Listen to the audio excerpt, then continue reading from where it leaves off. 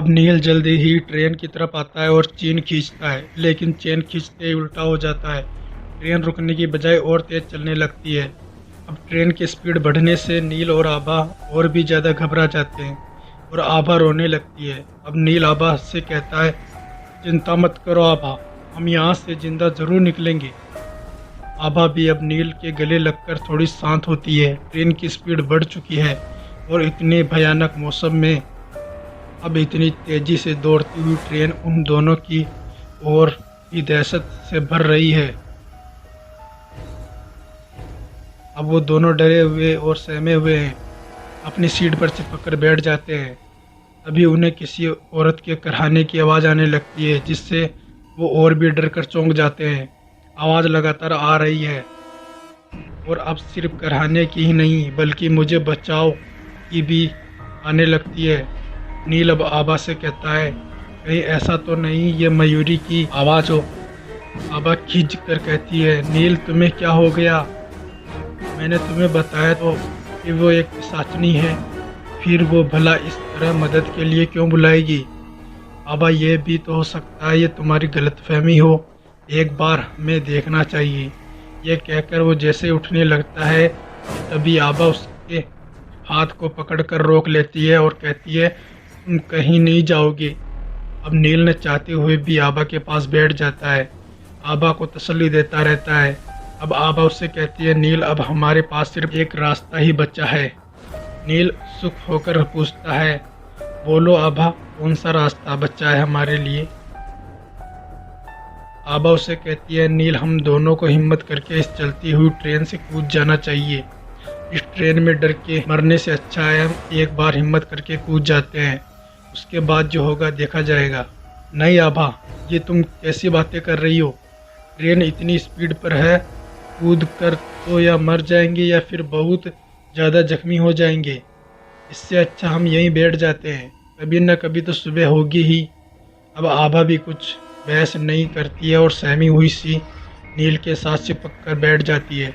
अब चीखों की आवाज़ें और तेज़ हो जाती है और कई बार बीच बीच में चीखों की आवाज़ें कराहने की आवाज़ में बदल जाती है। नील और आभा का दिल बैठा जा रहा है। कभी कोई चीख की आवाज़ बंद हो जाती है और एक औरत की आवाज़ आती है, नील मुझे बचा लो इस पिचासनी से। यह आवाज़ नील को कुछ जाने पहचाने लगती है और वो अब खड़ा होकर कहता है, आभा ये कोई और नहीं बल्कि मयूरी की आवाज़ है, लगता है उसे मेरी ज़रूरत है, मैं जा रहा हूँ मयूरी को बचाने। आभा उसे रोकने की कोशिश करती है और कहती है, नील मत जाओ प्लीज़, मेरी बात मानो, हमें अब इस ट्रेन से कूद जाना चाहिए। लेकिन अब नील पर आभा की बातों का कोई असर नहीं होता और वो उठकर मयूरी को बचाने के लिए चल देता है। अब आभा उसे कहती है, रुको नील, मुझे यहाँ अकेली छोड़कर मत जाओ, मैं भी तुम्हारे साथ चलूँगी। ये कहकर वो हाथ पकड़कर नील के साथ धीरे धीरे उस दिशा में चलने लगती है जिस दिशा से चीखों की आवाज़ें आ रही है। एक एक करके वो डिब्बों में आगे बढ़ते रहते हैं और उस चीखों की आवाज़ के करीब पहुंच जाते हैं। अब वो आसपास देखते हैं कि कोई नहीं, लेकिन वहीं से ही चीखों की आवाज़ें आ रही है। अब अचानक ही एक बड़ा सा भयानक सा उल्लू नील के ऊपर आकर गिरता है। नील अचानक से चौंक जाता है और देखता है कि उसका केवल धड़ ही वहाँ है और सिर नहीं। उस उल्लू का खून भी नील के कपड़ों पर लग जाता है, जिससे नील भी बहुत डर जाता है। अब आभा नील से कहती है, लगता है इस उल्लू का सिर जरूर वो ट्रेन वाली पिशाचनी खा गई है और धड़ यहाँ फेंक दिया। अब नील आभा से कुछ नहीं कहता है और चारों ओर देखने लगता है कि वो चीखों की आवाज़ें कहाँ से आ रही थी, लेकिन अभी भी मयूरी को नहीं ढूंढ पाता। अब जो भयानक मंजर नील देखता है उससे वो और भी डर जाता है, उसकी दिल की धड़कनें बढ़ने लग जाती है। वो देखता है कि ठीक सामने से एक सीट से एक मरा हुआ व्यक्ति उठ जाता है और उनकी तरफ बढ़ रहा है।